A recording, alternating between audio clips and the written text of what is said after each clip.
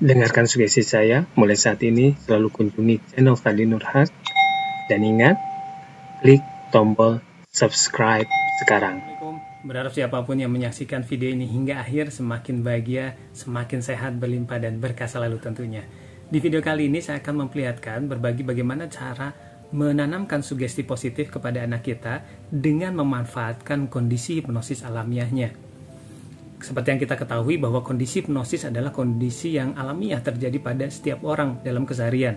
Nah, kita memanfaatkan kondisi hipnosis alamiah anak kita, khususnya dalam kondisi tidur, untuk kita memasukkan sugesti positif.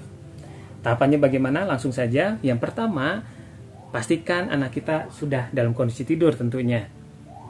Sudah dalam kondisi tidur. Yang kedua, selanjutnya kita sebut namanya, untuk memastikan kita terkoneksi dengan anak kita ya. Nah, ketika menyebut namanya, jangan sampai anak kita terbangun, sampai terbangun penuh, misalnya begitu, buka mata sampai terbangun penuh. Nah, kita hanya sebut namanya saja, Husna. Nah, sampai ada reaksi secara verbal ataupun non-verbal, tidak sampai membuka mata penuh, bangun penuh ya. Nah, yang selanjutnya, yang ketiga adalah kita ucapkan kasih sayang kepada anak kita. Misalnya, Husna, papa sayang sama Husna. Husna, sambil diusap, bisa kepalanya, bahunya, begitu. Husna, papa sayang ke Husna. Papa sayang sama Husna. Kemudian ucapkan juga, ucapkan maafkan papa ya, begitu. Karena bisa jadi ada sesuatu hal dalam interaksi kita dengan anak kita, ada suatu hal yang membuat dia tidak nyaman.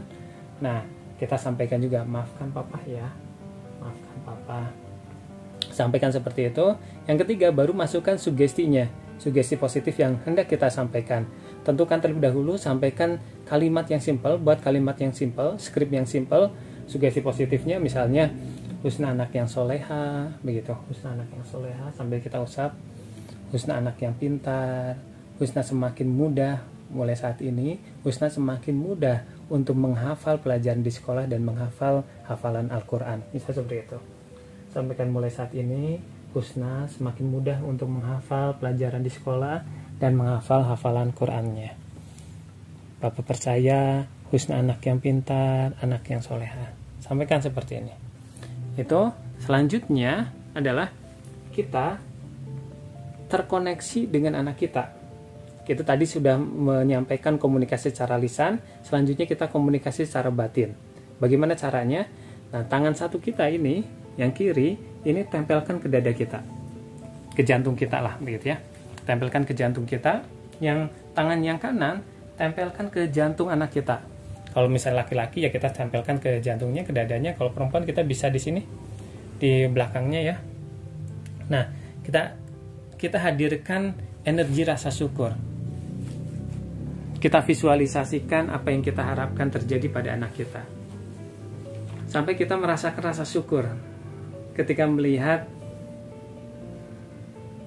anak kita semakin soleha, semakin pintar, semakin mudah untuk menghafal pelajaran yang di sekolah, semakin mudah menghafal hafalan Al-Quran misalnya begitu. Apapun yang kita harapkan yang positif, yang memberdayakan anak kita, kita hadirkan, bayangkan. Karena bisa jadi tidak jarang ya ketika saya tanya ke orang tua, coba bayangkan, saya sampaikan ke orang tua, coba sebut nama anaknya, kemudian apa yang terlintas.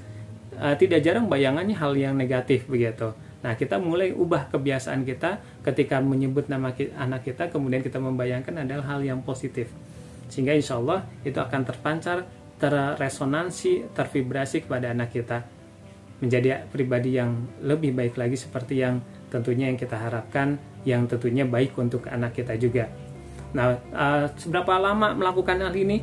Kalau bisa ya selama kita masih bisa lakukan begitu. Jangan hanya ketika kita merasa bahwa anak kita tidak sesuai dengan harapan kita, kemudian kita melakukan sugesti positif, kemudian setelah ada perubahan kita tidak melakukannya lagi. Ya, berharap ini menjadi kebiasaan yang terus dilakukan begitu kepada anak kita. Jangan sampai kita hanya ketika ada masalah saja, mohon maaf ya, baru kita melakukannya. Jadikan kebiasaan begitu. Selama kita masih memungkinkan bisa melakukannya, lakukan begitu. Hal seperti ini. Sehingga terus terkoneksi dengan anak kita, terkoneksi dengan positif, dan anak kita akan terhindari dari emosi-emosi negatif yang tersimpan di dalam dirinya. Berharap ini bermanfaat untuk siapapun yang menyaksikannya. Wassalamualaikum. Berharap semakin bahagia, semakin sehat, berlimpah dan berkah selalu tentunya.